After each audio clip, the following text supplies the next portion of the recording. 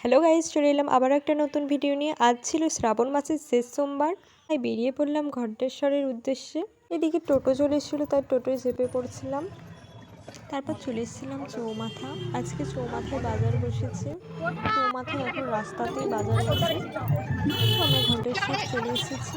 তারপর পুজো দেওয়ার জন্য সমস্ত কিছু কিনে নিচ্ছিলাম। চলো এবার মন্দিরের দিকে যাওয়া যাক। তো এখানে আমরা প্রথমে পুকুরে পা হাত ধুয়ে নেব। তারপর এদিকে এসে আমরা লাইনে দাঁড়িয়ে পড়েছিলাম। দুদিক দিয়ে দুটো লাইন করে দিয়েছে। শ্রাবণ মাসের শেষ সোমবার তোমরা কে কে এসেছো ঘণ্টেশ্বর অবশ্যই কমেন্ট করে জানাবে। তো আমি গেটের কাছে চলে এসেছিলাম। তারপর ভিতরে ঢুকে পড়লাম। ভিতরে ঢুকে দেখি প্রচুর পরিমাণে ভিড়। ভিতরে জল ঢালা কমপ্লিট হয়ে গেছে। তারপর মন্দিরের বাইরে শিব ঠাকুরগুলো জল ঢেলে ফেললাম। শ্রাবণ মাসটার জন্য আবার একটা বছর অপেক্ষা করতে হবে। ভগবানের কাছে একটাই প্রার্থনা, ভগবান যেন সবাইকে ভালো রাখে। যাই হোক, আমার জল ঢালা কমপ্লিট হয়ে গেছে।